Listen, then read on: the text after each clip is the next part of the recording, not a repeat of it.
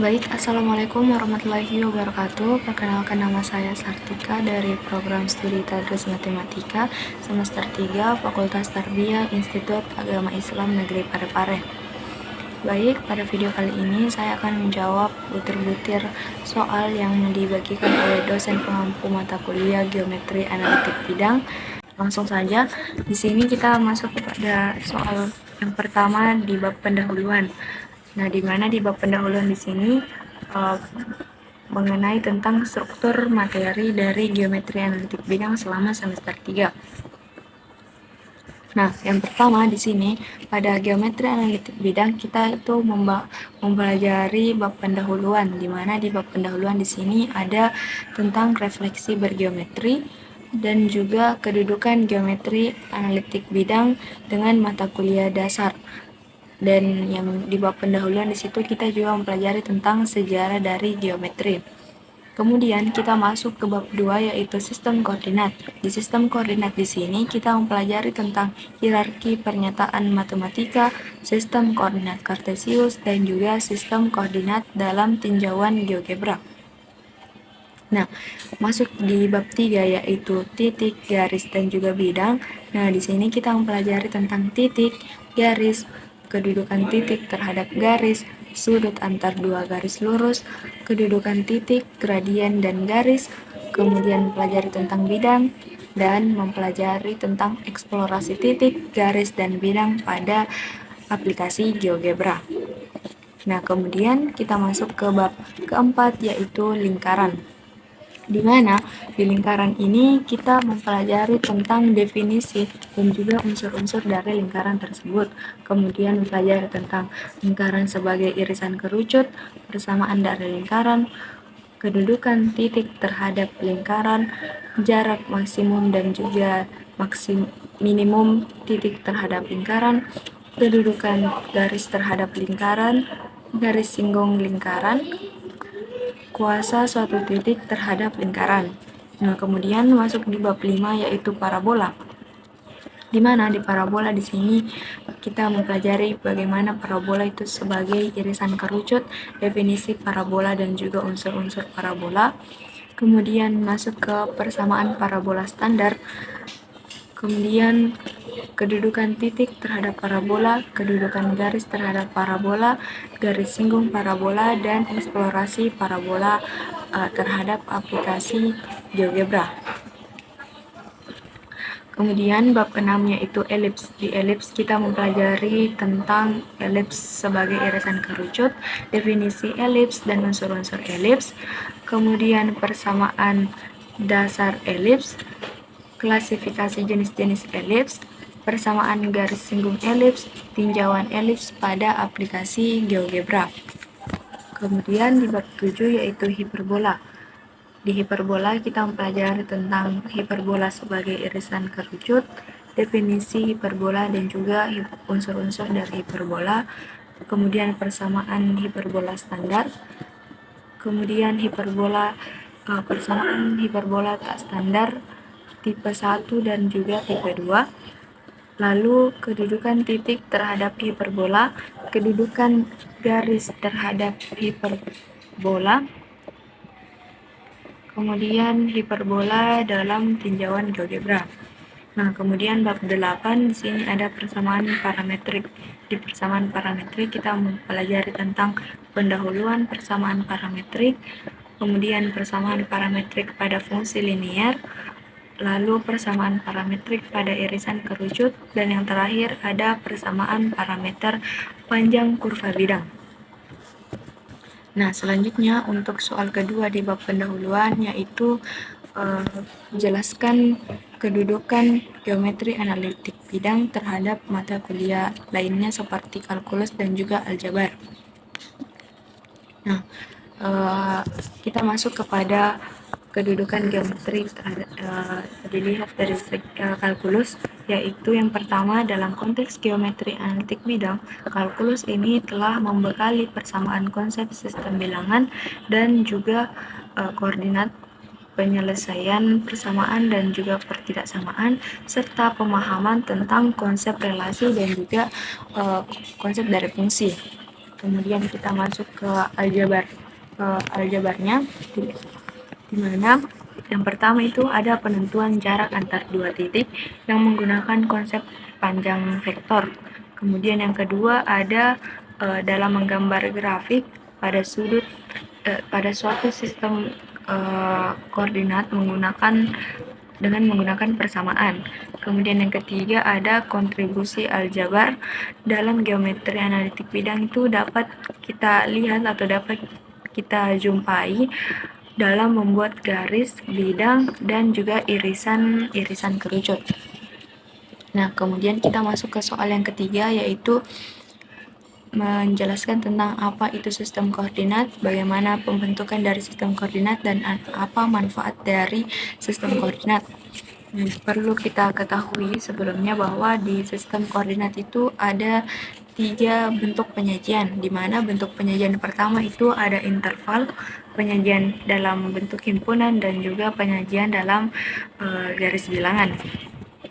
Nah, berbicara tentang sistem koordinat sebagaimana yang telah kita pelajari pada mata kuliah kalkulus 1 mengenai sistem bilangan, itu kita dapat mengklasifikasikannya menjadi bilangan kompleks yang mengandung unsur bilangan real dan juga bilangan imajiner, yang kemudian bilangan real itu juga kembali diklasifikasikan menjadi bilangan rasional dan juga bilangan irasional. Selanjutnya, pada bilangan irasional di sini dikategorikan dalam beberapa jenis-jenis bilangan bulat dan bilangan pecahan. Nah, kemudian manfaat dari sistem koordinat ini agar kita bisa melihat nilai panjang suatu garis dan luas suatu bidang. Nah, sistem bilangan ini terbentuk karena apabila kita menuliskan bilangan real satu per satu, contoh misalnya kita menuliskan bilangan real min 1 sampai 1 saja, itu sudah sangat banyak dan sangat-sangat mustahil untuk bisa dituliskan satu per satu. Maka, disinilah kita membutuhkan yang namanya sistem bilangan, di mana sistem bilangan seperti yang sudah saya jelaskan di awal tadi, bahwa sistem bilangan itu ada beberapa bentuk penyajian, yaitu penyajian dalam bentuk himpunan, interval, dan juga dalam bentuk garis bilangan. Baik, kita masuk kepada soal keempat di bab pendahuluan, yaitu sebutkan apa saja pernyataan dalam matematika. Di dalam matematika ada beberapa pertanyaan, yaitu ada definisi, di mana definisi di sini adalah rumusan tentang rumusan tentang makna dari suatu benda, aktivitas, proses, dan yang lainnya yang menjadi suatu konsep atau pokok bahasan agar lebih mudah dipahami dan memiliki batasan untuk lebih mudah dimengerti. Kemudian pernyataan selanjutnya ada aksioma, di mana aksioma ini adalah pendapat yang dapat dijadikan sebagai rujukan dengan kebenaran.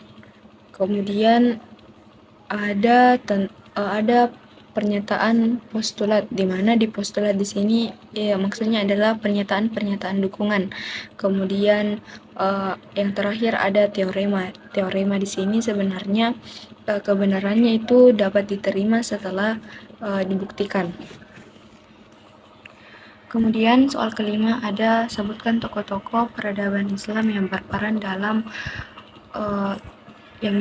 dalam sejarah perkembangan ilmu geometri.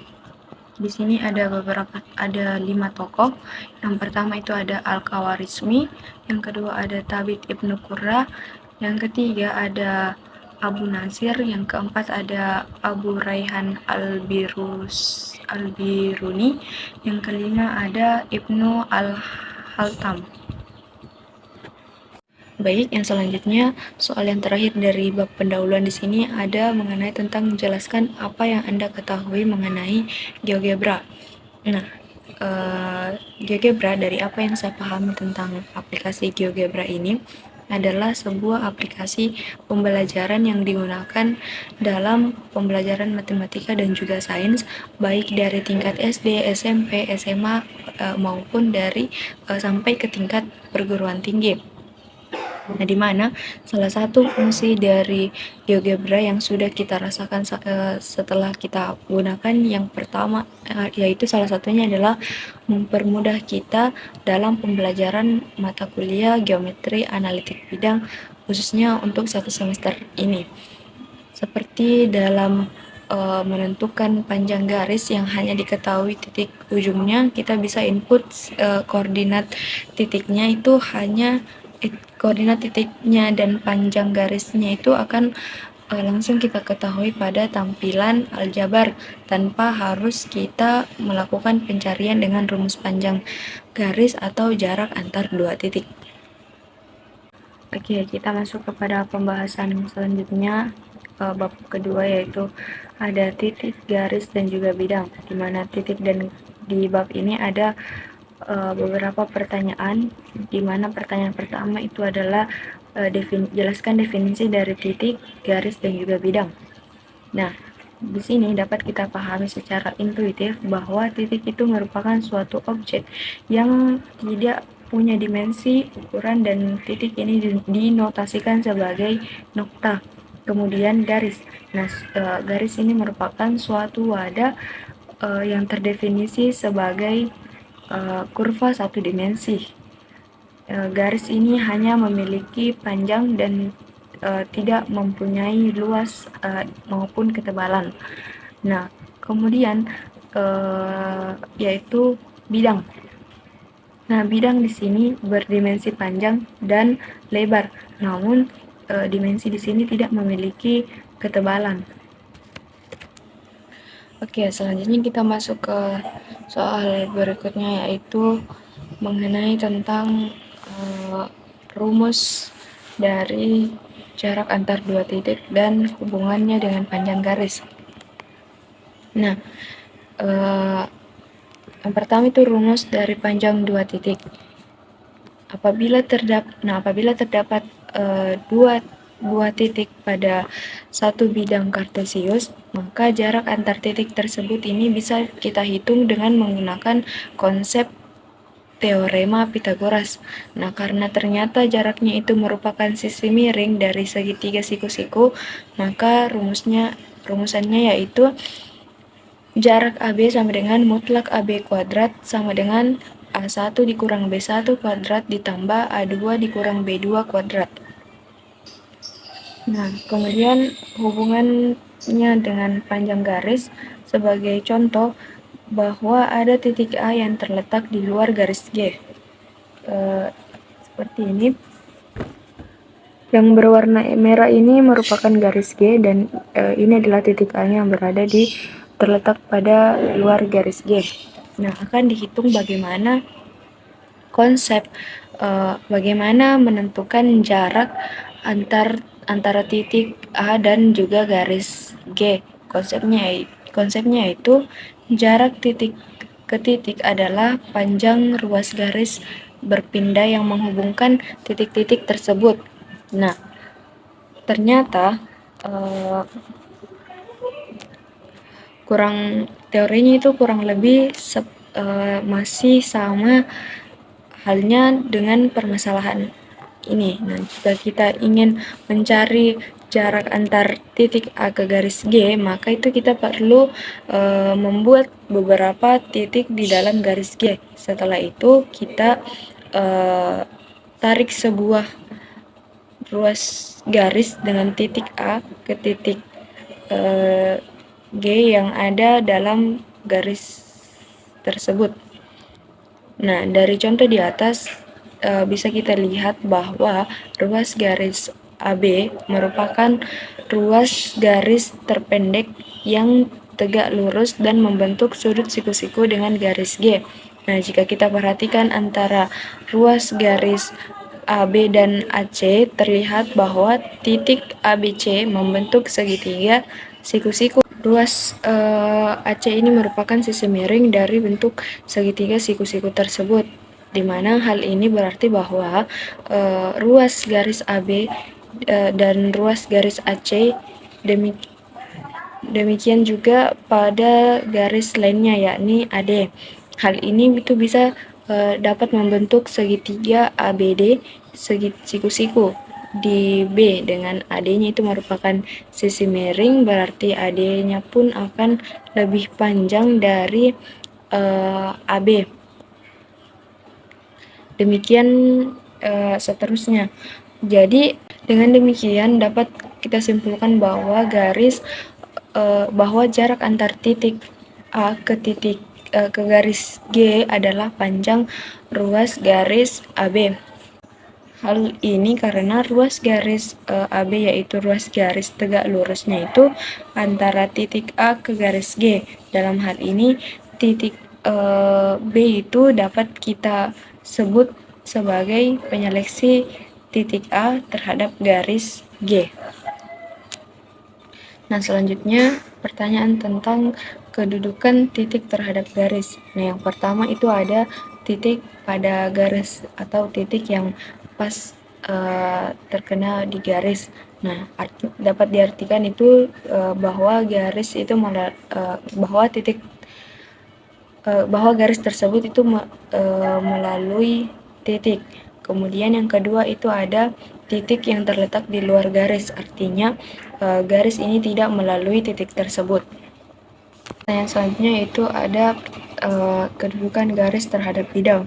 Nah, yang pertama itu terletak pada bidang. Jika terdapat lebih dari satu titik persekutuan. Terus yang kedua yaitu ada terletak sejajar terhadap bidang. Jika tidak ada sama sekali titik persekutuan. Yang terakhir yaitu berpotongan sejajar terhadap bidang jika tepat satu titik persekutuan. Nah, kita masuk kepada pembahasan selanjutnya atau bab selanjutnya yaitu lingkaran. Nah, di lingkaran pertanyaan pertama itu jelaskan definisi dari lingkaran.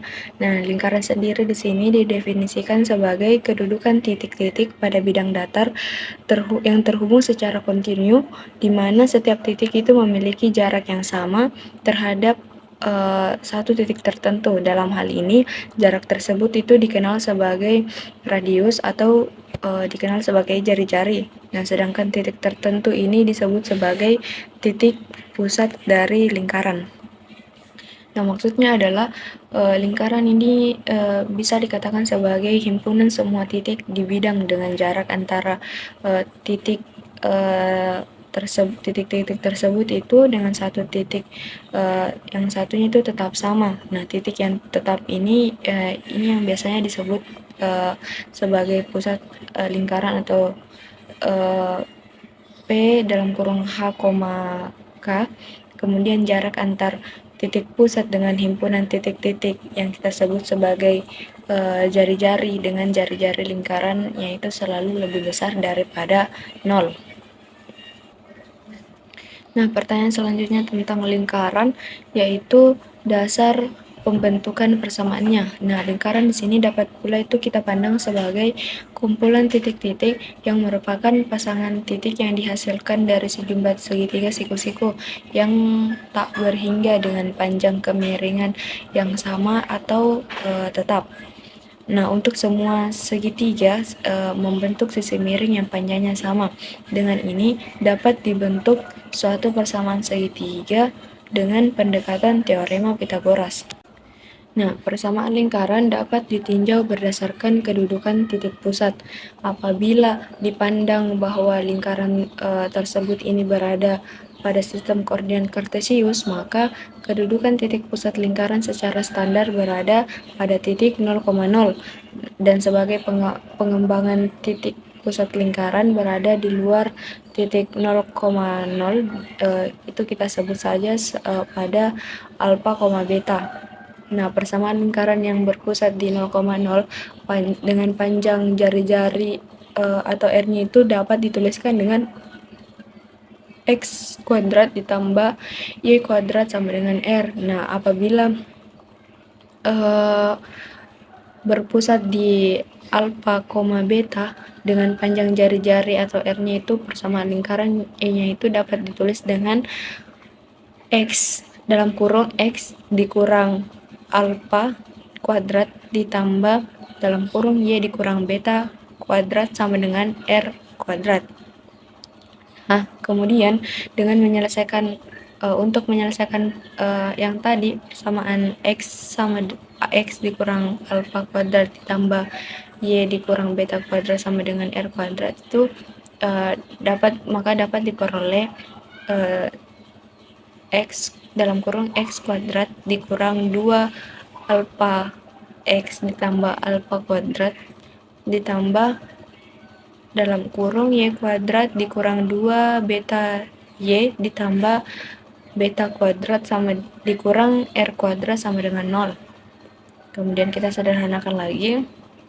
Y menjadi X kuadrat ditambah Y kuadrat dikurang 2 alfa X dikurang 2 beta Y ditambah alfa kuadrat ditambah beta kuadrat dikurang R kuadrat sama dengan 0. Nah, dengan memandang bahwa alfa, beta, dan juga R-nya ini sebagai suatu hal yang konstan, maka itu kita dapat misalkan menjadi suatu variabel baru yaitu A, B, dan juga C. Nah, sehingga persamaan yang terakhir tadi itu dapat kita sederhanakan lagi menjadi X kuadrat ditambah Y kuadrat ditambah AX ditambah BY ditambah C sama dengan 0, di mana A-nya ini kan nilai A-nya ini merupakan min 2 alfa dan kemudian B-nya ini merupakan bernilai min 2 beta dan C-nya ini bernilai alfa kuadrat ditambah beta kuadrat dikurang R kuadrat. Nah, maka diperoleh alfa sama dengan min A per B, kemudian beta sama dengan min B per 2, alfanya tadi min A per 2, kemudian nilai dari R-nya itu adalah akar alfa kuadrat ditambah beta kuadrat dikurang C. Sehingga dapat kita tuliskan bahwa persamaan lingkarannya dinyatakan seperti pada persamaan yang baru saja disebutkan tadi, maka diperoleh titik pusat tetap alfa, beta yang bernilai min A per 2, min B per 2 dan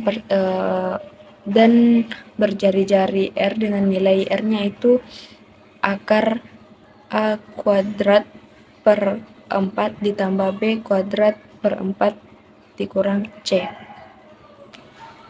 Nah, untuk pertanyaan selanjutnya yaitu unsur-unsur lingkaran dan hubungan antar unsur. Yaitu yang ada unsur pertama itu ada busur, di mana busur lingkaran ini adalah garis lengkung yang dibatasi 2 titik pada lingkaran. Merujuk pada seperti pada gambar di sini.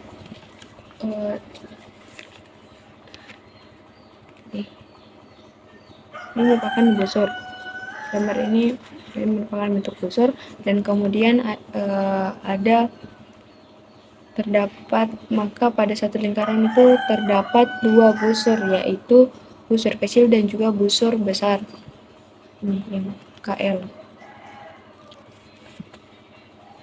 K dan juga L.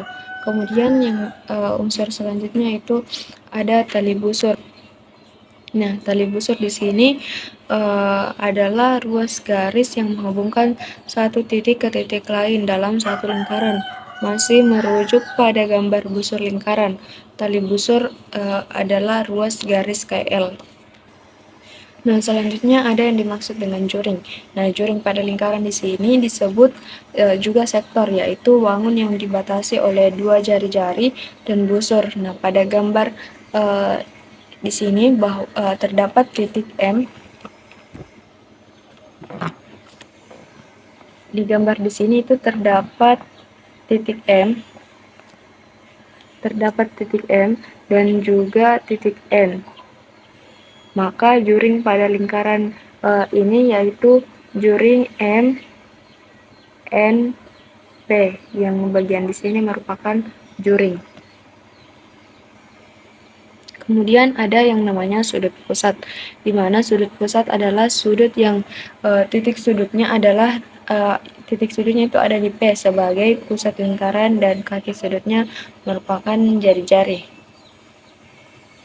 Unsur selanjutnya yaitu ada sudut keliling. Nah, pada unsur-unsur lingkaran juga itu terdapat yang namanya sudut keliling, di mana sudut keliling ini merupakan sudut yang dibentuk oleh perpotongan antar dua tali busur pada satu titik di sekeliling lingkaran. Nah, unsur selanjutnya itu ada tembereng. Nah, tembereng ini merupakan bangunan atau ruang yang dibatasi tali busur dan gusur. Nah, untuk unsur yang terakhir yaitu apotena, di mana apotena adalah garis dari pusat lingkaran tegak lurus ke titik di tali busur. Nah, untuk soal yang selanjutnya yaitu sebutkan jenis-jenis lingkaran berdasarkan kedudukan titik pusat serta bagaimana bentuk persamaan dasar lingkarannya. Nah, untuk lingkaran yang berpusat pada titik 0,0, maka persamaannya itu dapat kita tuliskan sebagai x kuadrat ditambah y kuadrat sama dengan r kuadrat. Namun, jika dilihat dari beberapa kondisi, di mana untuk kondisi pertama yaitu x kuadrat ditambah y kuadrat lebih kecil daripada r kuadrat. Nah, titik x, y-nya ini berada di kondisi yang kedua yaitu ada x kuadrat ditambah y kuadrat sama dengan r kuadrat.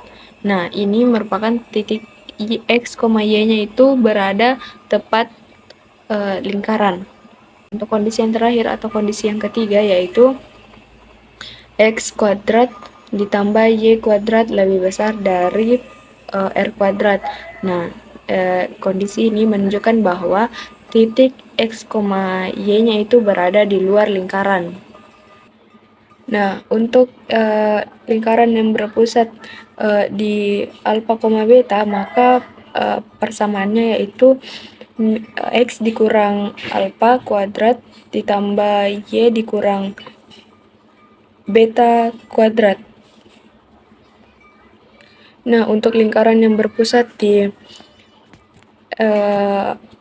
alfa, beta, maka persamaannya adalah dalam kurung x dikurang alfa kuadrat ditambah dalam kurung y dikurang beta kuadrat sama dengan r kuadrat. Namun jika dilihat dari beberapa kondisi seperti yang berpusat di 0,0 tadi, maka untuk kondisi pertama yaitu x dalam kurung x dikurang alfa kuadrat ditambah y kuadrat dikurang b kuadrat lebih kecil daripada r kuadrat, maka titik x, y-nya ini berarti berada di dalam lingkaran. Nah, apabila untuk kondisi yang kedua yaitu x dikurang alfa dalam kurung x dikurang alfa kuadrat ditambah y dikurang beta kuadrat sama dengan r kuadrat, maka titik x, y-nya ini berada tepat pada lingkaran.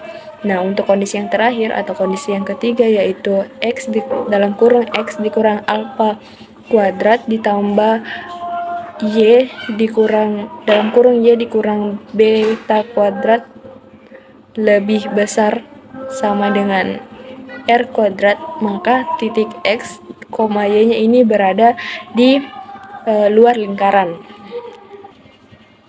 Nah, selanjutnya kita masuk ke soal berikutnya yaitu bagaimana kedudukan garis terhadap lingkaran dari segi tinjauan geometri dan aljabarnya.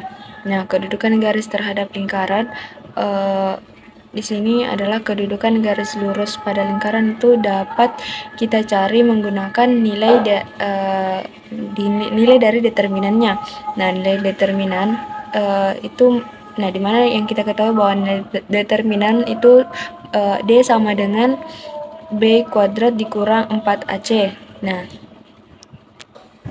Nah, ini diambil dari persamaan kuadrat yang merupakan hasil substitusi dari persamaan garis dengan persamaan lingkarannya. Syaratnya itu jika D-nya sama lebih besar daripada 0, maka ini akan memotong lingkaran di titik. Kemudian kalau D-nya itu sama dengan 0 akan menyinggung lingkaran di satu titik. Nah, dan apabila D-nya lebih kecil daripada 0, maka ini tidak akan memotong maupun tidak akan menyinggung lingkaran. Nah, untuk soal selanjutnya yaitu jelaskan apa yang dimaksud dengan titik singgung dan garis singgung lingkaran dan bagaimana bentuk persamaan atau rumusan mencari titik singgung dan garis singgung dari lingkaran. Nah, titik singgung di sini adalah titik pertemuan atau persekutuan antar garis lurus dengan lingkaran. Nah, kemudian kalau garis singgung itu adalah garis yang memotong lingkaran tepat di satu titik atau pertemuan atau persekutuan antara suatu garis lurus dengan lingkaran. Nah, untuk titik singgungnya itu diketahui bahwa persamaan garis singgung dengan mengetahui titik singgung itu dapat dicari melalui uraian rumusan. Misal, suatu garis Y sama dengan MX ditambah K menyinggung lingkaran, X kuadrat ditambah Y kuadrat sama dengan R kuadrat di titik X, Y. Jika kedudukan X, Y ini diketahui, maka persamaan garis singgung lingkaran itu dapat dapat ditentukan dengan cara yang pertama itu apabila lingkarannya berpusat di titik 0,0, maka persamaan garis singgungnya adalah X1 dikali X dan Y1 dikali X1 dikali X ditambah Y1 dikali Y sama dengan R kuadrat. Maka Y sama dengan min X1 dikali X per Y1 ditambah R kuadrat per X1. Nah, sedangkan untuk lingkaran yang berpusat di alfa, beta, maka persamaan garis singgung lingkarannya itu bisa kita tuliskan X1 dalam kurung X1 dikurang alfa dalam kurung X dikali X dikurang alfa dalam kurung ditambah dalam kurung Y1 dikurang beta dikali Y dikurang beta sama dengan R kuadrat. Nah, garis Y sama dengan X ditambah K ini dikatakan sebagai garis singgung terhadap lingkaran X kuadrat ditambah Y kuadrat sama dengan R kuadrat jika dan hanya jika memenuhi nilai K kuadrat sama dengan R kuadrat di dalam kurung M kuadrat ditambah dengan 1. Nah, dengan adanya garis singgung dan